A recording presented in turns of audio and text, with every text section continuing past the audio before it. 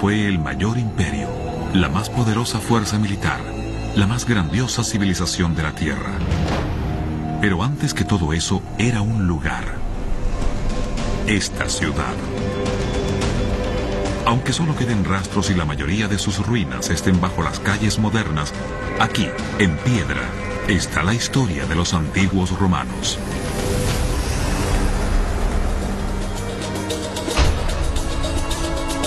Usando nuevos descubrimientos y procedimientos, los fragmentos de su historia están siendo encajados. Su gente llegó a un pantano y lo drenó. Perfeccionaron el concreto, el material de construcción más versátil del mundo, y extrajeron millones de toneladas de mármol. Todo para construir la capital imperial. Siglos de innovación, resistencia y ambición. Esta es la historia de la más grandiosa ciudad de la Tierra. Roma al desnudo.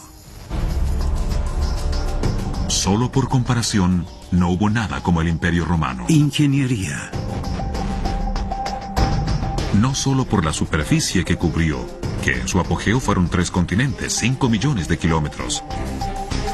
Tampoco el número de personas bajo su gobierno, 60 millones, casi 1/3 de la población mundial. Fue la cantidad de tiempo que duró, el hecho que abarcara siglos. Al pensar en Roma o en sus emperadores, los romanos mismos ya veían a su ciudad como antigua. Más de 500 años de construcción, destrucción y reconstrucción la moldearon. Adoraron a esta ciudad, Roma, como a una diosa, y su historia era sagrada. Es imposible entender a los Césares o a la misma gran capital que construyeron sin entender cómo comenzó todo esto.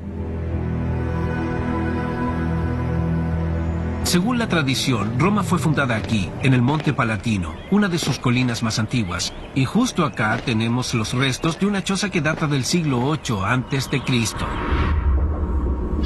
Se creía popularmente que los fundadores de la ciudad fueron Rómulo y Remo, los hijos semidivinos del dios Marte. Y el mito debió tener sentido.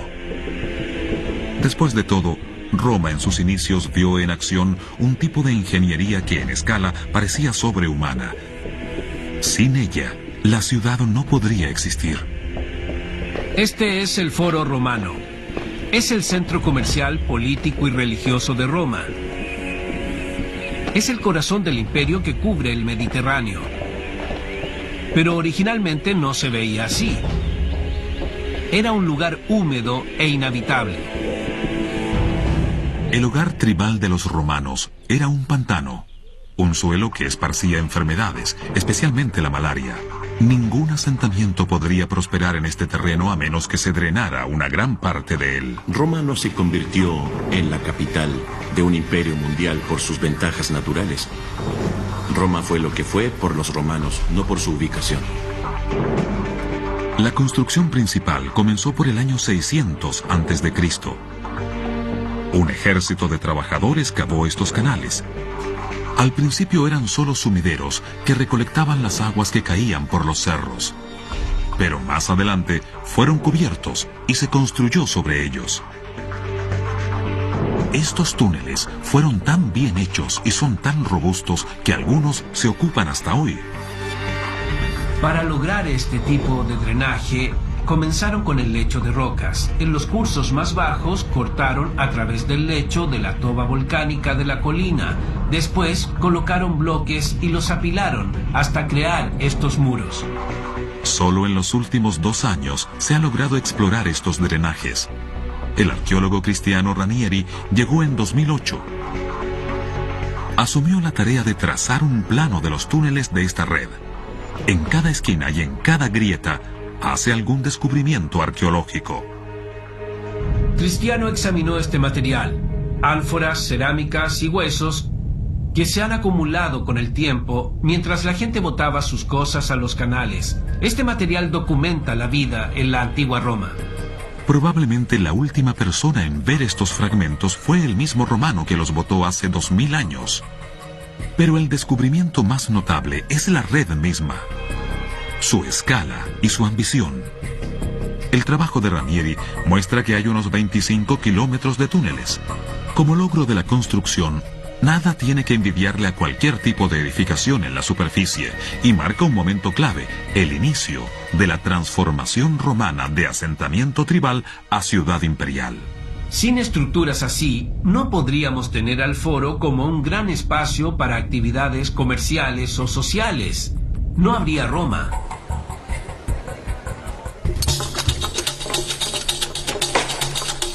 Llega un momento en el que el perfil de Roma está lleno de templos y monumentos. El Teatro de Pompeyo, el Foro del César. Pero en el año 27 a.C. hubo un giro radical.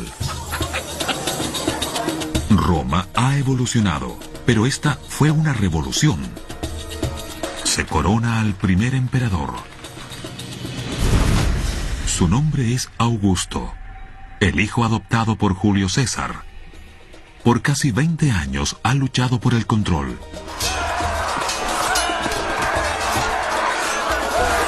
Ya eliminó a todos sus rivales. Ahora, desde su base en el Monte Palatino, busca obtener todo el poder para sí mismo. Esta es la casa de Augusto. Y desde aquí, de este lugar, y hace más de 2000 años, Augusto rediseñó a Roma y la convirtió en el centro de comando de su imperio. Ahora tiene los enormes recursos del imperio a su disposición. El ingenio y la eficiencia de la civilización más avanzada de la Tierra ahora se concentra en las manos de un solo hombre.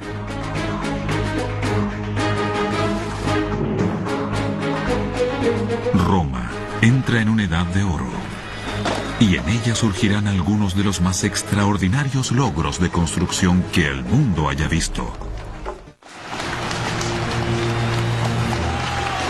Augusto, el primer emperador romano, es el hombre más poderoso de la tierra. Gobierna una ciudad que sufre bajo el peso de su propio éxito. En una época en que su asentamiento de 10.000 personas era considerado grande, Roma alojaba a 1 millón de ciudadanos. No existiría nada igual en Europa, hasta la Revolución Industrial, 1900 años después. Y Roma ya enfrentaba una crisis muy moderna. En los 200 años entre el siglo II a.C. y el reinado de Augusto, se cuadruplicó la población de Roma, pero surgió el problema de los desechos. Desde sus inicios, los romanos buscaban agua limpia en su río, el Tíber. Lamentablemente ahora todos sus drenajes llegaban al Tíber. El río fue envenenado. El río Tíber estaba lleno de basura, desperdicios humanos y hasta cadáveres. Beber de sus aguas ya no era una opción. Así comenzó uno de los mayores proyectos de construcción del mundo antiguo. No una tumba, ni un templo o un monumento, sino una necesidad obvia y práctica. Los ingenieros de Roma encuentran otras fuentes de agua en los cerros alejados de la ciudad y la traerán por sobre los techos para llenar fuentes, piscinas y baños. Construirán acueductos. Los romanos no inventaron los acueductos, sino que ellos aumentaron su escala y su alcance. Tenían la organización política y la seguridad para financiar la construcción de estos proyectos increíblemente costosos. Hacia el sureste de la antigua ciudad, estos arcos aún cubren el paisaje. Hace 2000 años eran parte de una red de 500 kilómetros, una empresa masiva para cualquier época. Los ingenieros modernos ocupan estaciones de bombeo para llevar agua a las 7 colinas. Los ingenieros romanos usaron la gravedad, lo que requería una construcción con especificaciones muy exactas. Este acueducto, el Aqua Claudia, mide al menos unos 65 kilómetros. De principio a fin se inclina en un promedio de 30 centímetros cada 120 metros. Y aunque estos grandes arcos simbolizan hoy la genialidad de la construcción romana, se podrían considerar la parte más fácil del proyecto. Por cada kilómetro elevado del acueducto había 4 subterráneos. Duncan Keenan Jones ha seguido el Aqua Claudia hasta su origen. Queda en lo alto de los Apeninos, unos 50 kilómetros al este de Roma. Esta ubicación nos da una buena idea de cómo se construyeron los túneles subterráneos del acueducto. Si miran aquí, verán las marcas de un equipo moviéndose hacia acá, trabajadores excavando la roca. Y este es el punto exacto en que se encontraron los equipos. Otro venía desde allá. Se puede ver el cambio en la altura del túnel, ya que este equipo cavaba un poco más alto que el otro, así que no se topaban aún. Si miramos esta pared, veremos hasta dónde llegaban los depósitos formados por el agua. El agua llenaba la mitad del canal. El túnel tiene una altura mínima necesaria para ocupar una piqueta. Trabajar aquí debió ser algo difícil y claustrofóbico. Cada centímetro que se avanza aleja a los trabajadores de la luz. Y solo tenían una llama para guiarse. Hay pequeños espacios en las paredes para colocar sus lámparas. Una vez que se terminó el túnel, se requiere de un trabajo constante para que el agua siga fluyendo. Estos son los restos del revestimiento original del canal.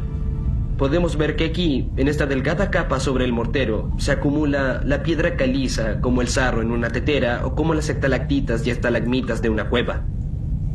Hasta esta pequeña cantidad puede reducir la cantidad de agua a la mitad. Las continuas mantenciones eran necesarias para sacar el depósito y asegurarse de que llegue tanta agua como sea posible. Algunos de los túneles aún se usan. Son la fascinación del doctor Leo Lombardi, quien ha dedicado su vida a estudiarlos.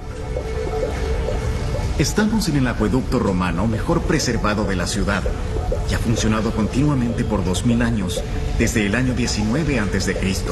Y como pueden ver, aún lleva agua a la ciudad de Roma. Es una de las grandes ingenierías romanas.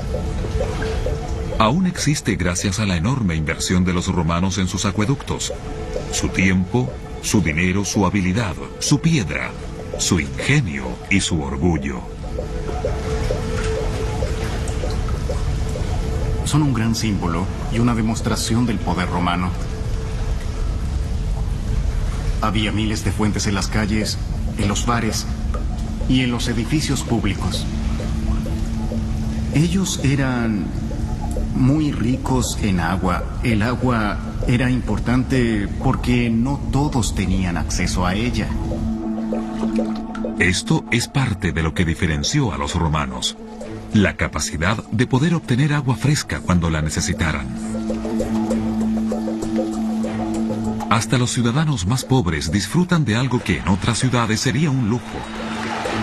Y el emperador disfruta de la gratitud de su pueblo. Construir acueductos era parte de todo el sistema social y hay que entenderlo en el contexto de la vida social y política de Roma. El ciudadano promedio podía obtener agua, la que era desviada a estanques ubicados en casi todas las esquinas. Cada barrio tenía su propia fuente. Un acueducto es un monumento viviente. Cada vez que un hombre bebe un vaso de agua o visita los baños públicos, se recuerda a quien lo construyó. Obtienes el mérito tras publicitar estos fantásticos proyectos que traerían mágicamente mucha agua a la ciudad. Mantienes a la gente feliz, algo importante en la ecuación romana. Se podría decir que con pan, circos y baños mantenías feliz a la población. Un residente del Londres actual espera consumir entre 150 y 200 litros de agua al día. Se estima que a comienzos del siglo III, cada persona en la antigua Roma tenía acceso a más de 1000 litros. Y con el agua disponible, se removió una gran barrera para el crecimiento. Con la vasta red de comercio de Roma, cualquier otro producto podía ser importado. Bajo Augusto, Roma parece cada vez una ciudad más moderna. Tiene barrios residenciales y otros pobres. Casas y vecindades, espacios públicos y callejones. Augusto le dio a Roma su primera fuerza policial y su primer departamento de bomberos. Pero su mayor regalo fue otro. El producto de una ambición y riqueza extraordinaria. Citándolo a él mismo, convirtió una ciudad de ladrillos en una ciudad de mármol.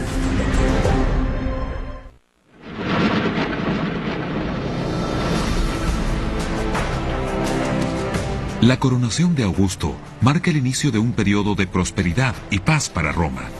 Ningún imperio ha logrado algo similar.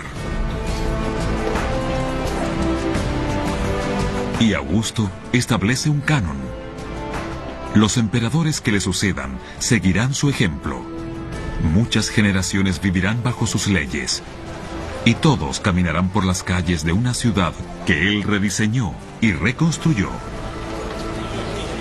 Las contribuciones de Augusto fueron inmensas. Mejoró la higiene con los acueductos y el drenaje, pero también construyó espacios como los foros imperiales.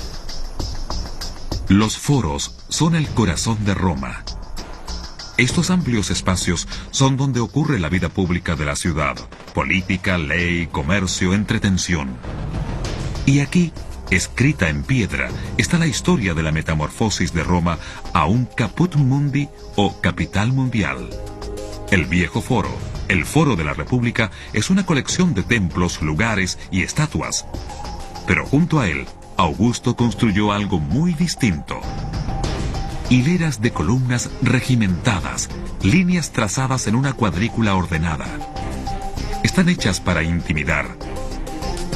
Este es el lugar desde el que Roma puede gobernar el mundo.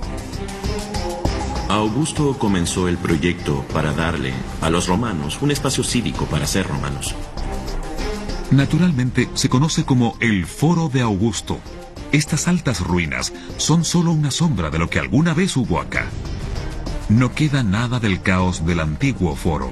Es un complejo dominado por el inmenso templo a Mars Ultor. Marte, el Vengador. Augusto le prometió a Mars Ultor que si le permitía vengar la muerte de su padre Julio César, él le construiría al dios un espléndido templo, y debe ser el templo más espléndido que se haya visto en Roma. Esa promesa sagrada fue la justificación de Augusto para apropiarse de todo este terreno. Esto es lo que queda del templo de Marte, el Vengador. Es la razón tras el foro de Augusto. Para construirlo, un barrio completo y también un mercado debieron desaparecer, y la red de caminos de Roma Central fue desviada a su alrededor. No es extraño que tomara 40 años construirlo. Pero Augusto sabe lo que hace. Sabe que aunque su promesa se olvide con el tiempo, el templo seguirá ahí en su nombre. Lo que comenzó como símbolo de su venganza personal, terminó como un monumento a la paz obtenida tras las conquistas. El foro de Augusto está repleto de finas obras de mármol. Cubren toda el área y fueron colocadas con un propósito puntual. El mármol blanco simboliza la pureza, la resistencia y la elegancia. Es un símbolo tan potente de la posición del emperador como su toga púrpura o su corona de hojas de roble. Solo él tiene la riqueza necesaria para ocupar así el mármol. Pero al construir su foro, Augusto va más allá. Lo cubre con materiales importados de todo su imperio. Si las miras con detención, cada losa es una declaración. Son un catálogo de sus victorias. Ahora estamos en el lugar conocido como el Aula del Coloso. Si miran el suelo, que tiene un diseño de tablero de ajedrez, verán dos tipos de mármol. Tenemos uno algo dorado del norte de África, y este blanco con rayas púrpuras de Turquía occidental. Esto era un lujo. Caminar sobre esto es casi como caminar sobre oro. Pero en cierto sentido, fueron capaces de hacer un mapa mineral del imperio y trajeron los recursos necesarios para traer las provincias a la capital. Literalmente movieron montañas con su poder. Como parte de su propaganda, fue una gran jugada. Cualquier ciudadano que ingresara al foro quedaría impresionado por lo que logró Augusto. Pero también era para que se sintieran parte de ello, para sentirse como dueños del mundo. El poder caminar con el botín de lejanas guerras bajo sus pies les hacía saber que por solo ser romanos ya tenían un estatus de élite. Augusto está diciendo: yo no reino, todos reinamos. Augusto era un maestro de la propaganda. Le gustaba demostrar la magia de su poder al pueblo romano, pero al mismo tiempo sugería que él, sin ofender sus sensibilidades ni haciéndolo tan obvio, les recordaba que los dominaba alguien como ellos. Y por supuesto que los domina. Con política, fuerza y asesinatos llegó al poder. Reinó por 41 años.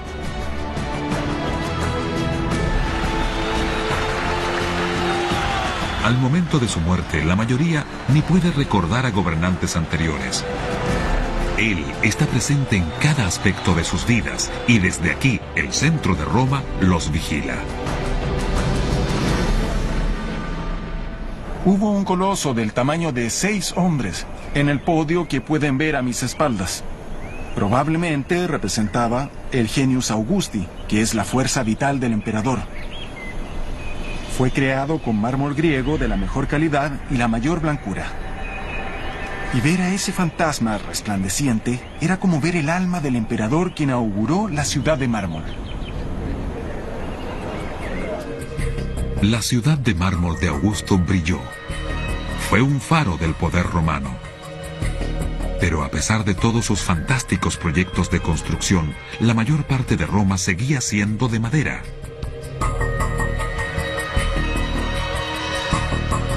Los incendios son frecuentes y letales, y pronto una gran parte de la ciudad será destruida.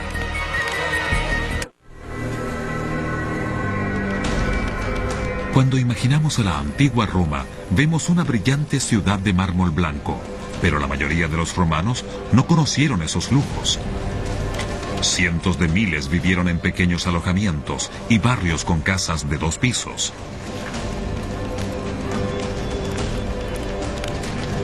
Tienen braseros abiertos para cocinar y para el frío. Y esa era la gran vulnerabilidad de esta ciudad: la constante amenaza de incendios. Durante su historia, Roma sufrió una y otra vez del peligro de los incendios. Ocurren frecuentemente porque una gran parte de Roma, como los barrios residenciales, están hechos principalmente de madera, y el fuego se esparce rápido por las angostas calles. Pero hay un beneficio en esta destrucción: les permite a los emperadores reconstruir dejando su huella. Unos 100 incendios surgen diariamente. La mayoría son controlados, pero otros se vuelven catástrofes. El peor ocurrió en el verano del año 64 después de Cristo. Duró una semana, destruyó un 70% de los barrios de la ciudad y dejó a Roma en ruinas.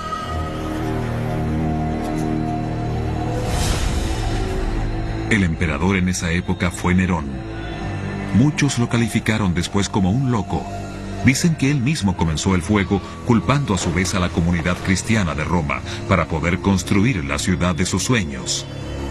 Pero hoy, al ver la evidencia, los investigadores no lo ven así. Nerón tuvo una reacción rápida y moderada ante la crisis. Él o sus consejeros ciertamente tuvieron una reacción pragmática frente a un desastre nacional. Apagado el fuego y con miles de personas sin hogar, hay que comenzar de cero. Y debe hacerse rápida y económicamente, lo cual implicó replantearse la forma en que Roma construye. Recurrieron a lo que en ese entonces era una tecnología nueva y experimental. Una a la que solo los romanos tenían acceso. Por todo el Mediterráneo, la gente ya ha usado el mortero mucho tiempo. Es una sustancia pegajosa compuesta de cal, arena y agua. Pero los romanos inventaron algo distinto. Añadieron un agregado y así crearon el concreto, que posiblemente es la contribución más importante de los romanos a la arquitectura. El mortero mantiene los bloques juntos, Pero si le agregas piedra molida, se convierte en un material de construcción en sí. Cuando los romanos mezclaron concreto por primera vez, fue una genialidad. Pero también tuvieron suerte. Normalmente, el mortero se hacía con arena común. Roma no tiene mucha arena común porque es toda volcánica. Si utilizas arena volcánica en la mezcla, producirá una reacción muy particular. Junto a la cal hidratada, como podemos ver, encontramos capacidades reactivas muy especiales. Además, forma un cemento puzolánico muy durable. Ese es el verdadero secreto del llamado concreto romano. Básicamente, usar este ingrediente da un concreto de la mejor calidad. Por accidente, usaron este ingrediente, que se asentaba más rápidamente y que era muy duro.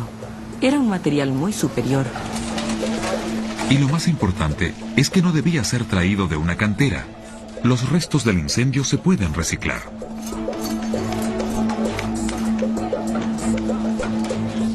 El gran incendio debió dejar una gran cantidad de escombros que debían ser recogidos. Y naturalmente, el concreto es un material ideal para usar esos escombros. Se puede colocar una gran cantidad de ellos en la base del concreto. Bueno, aquí vemos el núcleo de la pared o el centro de esta estructura de concreto. El verdadero revestimiento son los pedazos de toba volcánica que forma esta superficie irregular. Los constructores de la antigua Roma hicieron un revestimiento externo para la pared. Después, terminaron de llenar el interior del concreto. Este era el método básico, verter la mezcla entre dos caras de ladrillo o piedra. Pero los romanos descubrieron que al ocupar madera, una técnica llamada encofrar, podían hacer moldes con cualquier forma.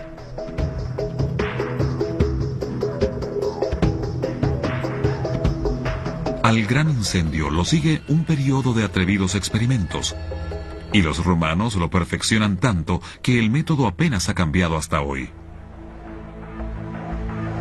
Como pueden ver, aún no hay un reemplazo para la madera en ciertos trabajos. El principio para construir una bóveda de concreto es el mismo. El encofrado es acompañado de un compuesto acuoso de mortero y agregados y se deja endurecer. Cuando está listo, se sacan los apoyos, se remueve el encofrado y la bóveda está lista. Los ingenieros de Nerón vieron que este tipo de construcción les daba infinitas posibilidades. Comenzaron a trabajar en un nuevo palacio imperial. Sin concreto, su diseño sería impensable.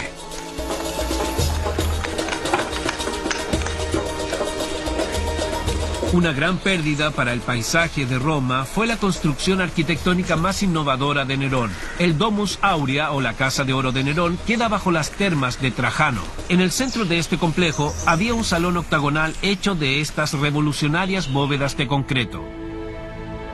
No sabrías que estás en un cuarto de concreto. En vez de tener una estructura que necesita paredes masivas como soporte, los arquitectos e ingenieros romanos empezaron a pulir las estructuras. Convirtieron cosas que parecían las tiendas de los reyes persas, que eran efímeras, en algo permanente. La forma en que recordamos a Nerón fue determinada por cómo murió. Se suicidó en el año 68 mientras un golpe de estado lo sacaba del poder. Después hubo un año de guerra civil y la nueva dinastía que emerge quiso eliminar todos sus monumentos. El Domus Aurea desaparece sistemáticamente al taparse con tierra y construírsele encima. Fue olvidado por 1400 años. Sus jardines se convirtieron en el sitio de una nueva arena, el Coliseo. Y Nerón se convierte en poco más que un mal recuerdo. Pero lo que logró no puede ser ignorado. Perfeccionó una nueva manera de construir, una que fue tan radical para su época como lo fueron los primeros rascacielos.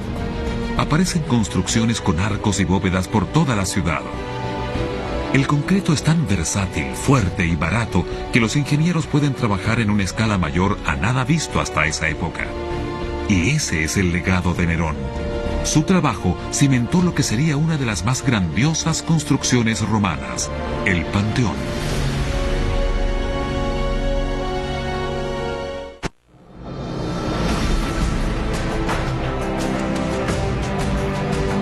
Roma fue construida en un pantano.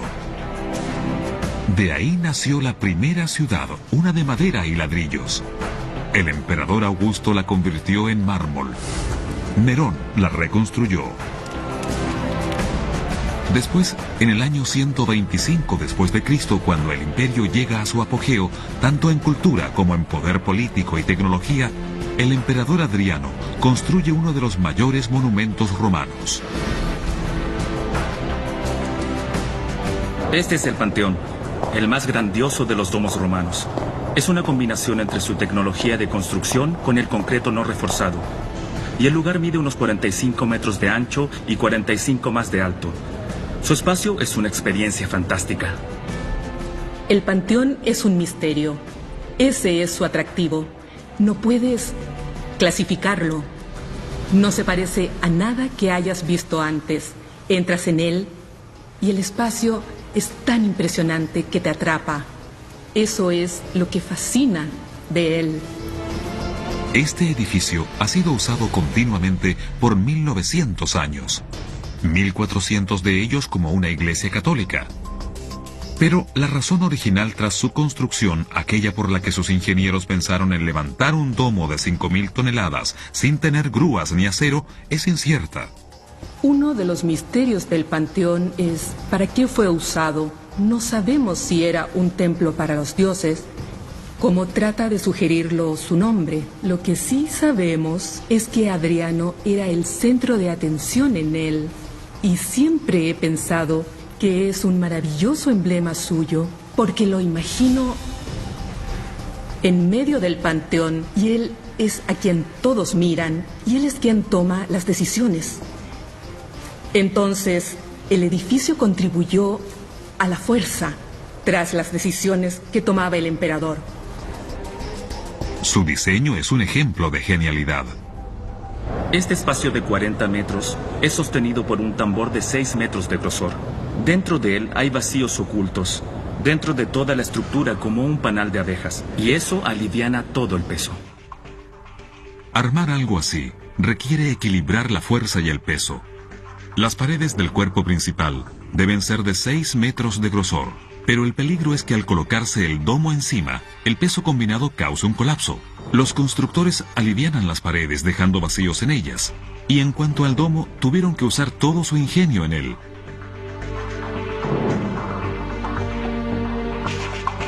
En este punto de la historia romana, sus ingenieros han experimentado con concreto por más de 300 años.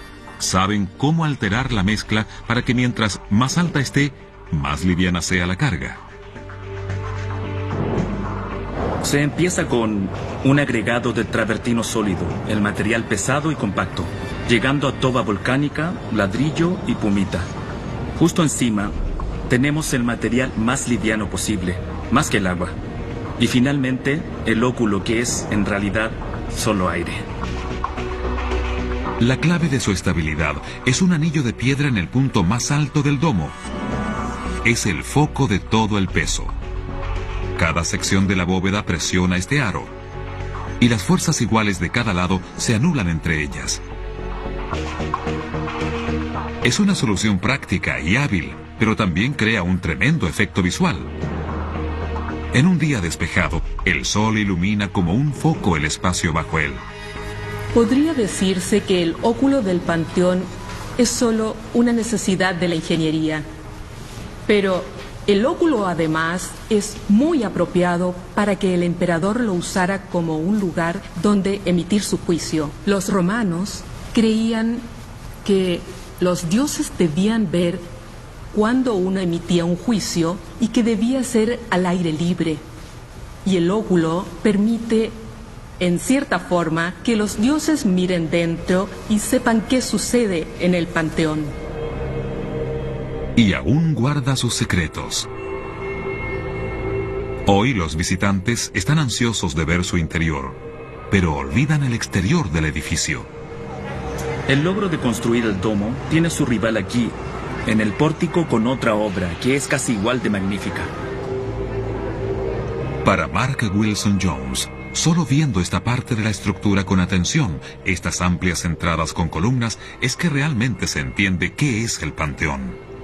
Aquí tenemos 16 lujosas columnas corintias, pero al mirar los ejes descubrimos algo asombroso. 1,5 metros de ancho y 12 de alto. Cada una pesa 50 toneladas. Pero al ver los detalles de esta parte de la construcción, hay rasgos singulares que nos hacen creer que la capacidad de la construcción romana llegó a su límite. Ve señales de que los constructores llegaron tan lejos como pudieron. Esta puede ser la mejor construcción hecha por los mejores ingenieros del mayor imperio del mundo antiguo. Wilson Jones ve en ella el apogeo de Roma y quizás también el comienzo de su declive. Desde esta extraordinaria altura solo queda un lugar donde ir, hacia abajo. En el siglo II después de Cristo, de la mano del emperador Adriano, el Imperio Romano tiene más tierras, gobierna a más gente y disfruta de más riquezas que en toda su historia. El Panteón se construyó en ese ambiente. Fue el producto extraordinario de una época extraordinaria. Es una cámara cilíndrica del alto de un edificio de 7 pisos, cubierto con el mayor domo de concreto sin soporte que ha existido.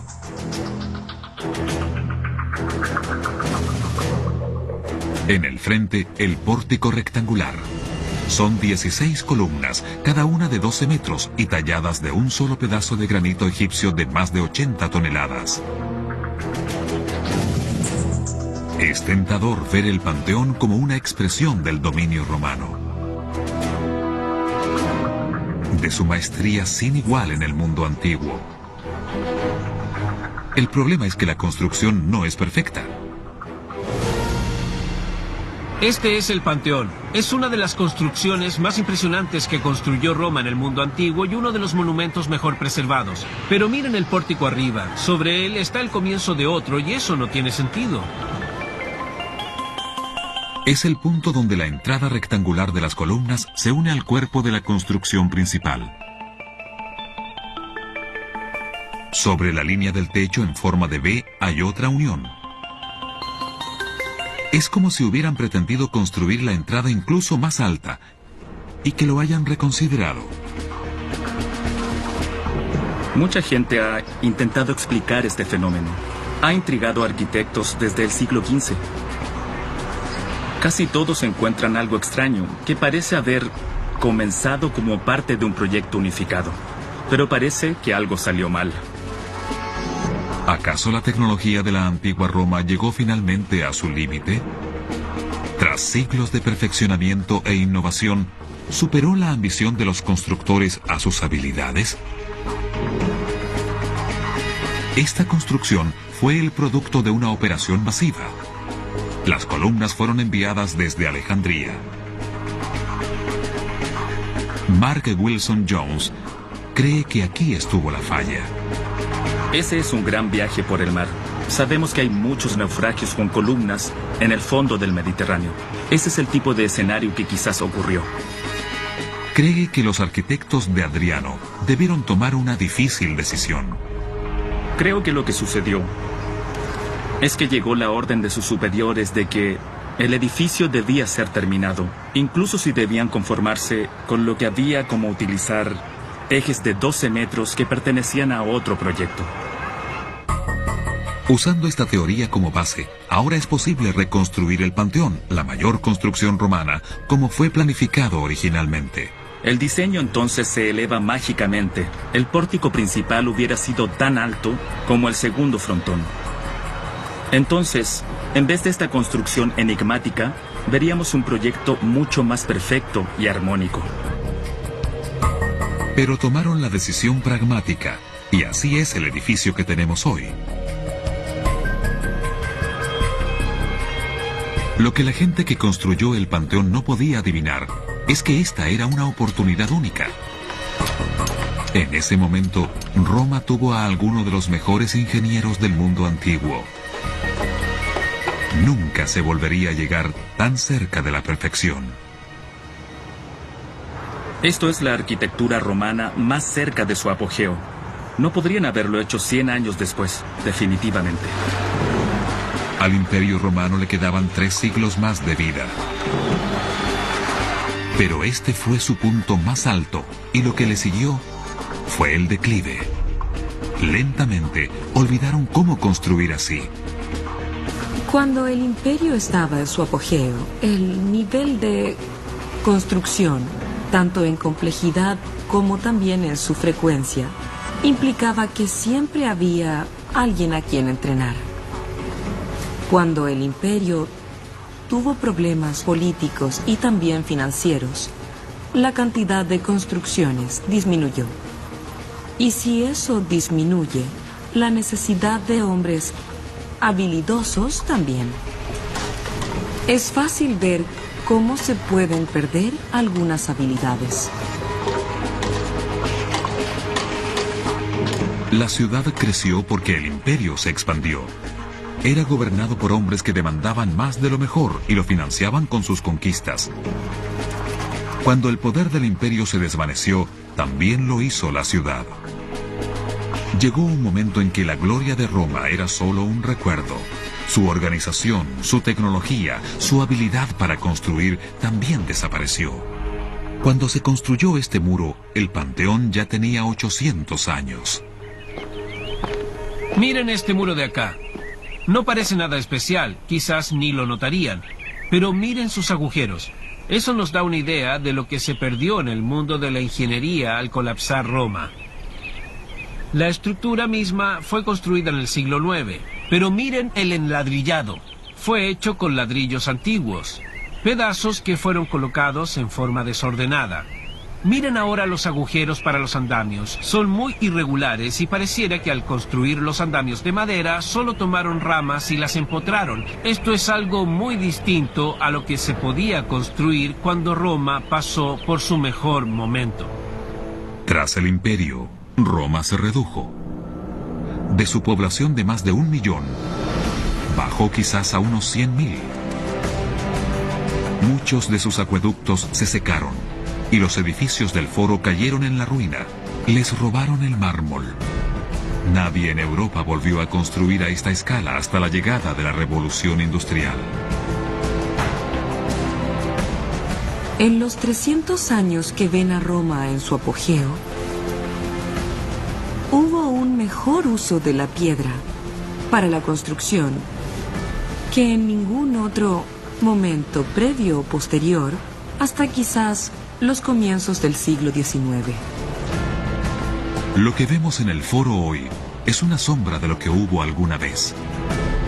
Un lugar construido por algunos de los mejores ingenieros de la historia. La llamamos Antigua Roma, pero fue en realidad la primera ciudad moderna. Una ciudad que se adelantó siglos a su propia época.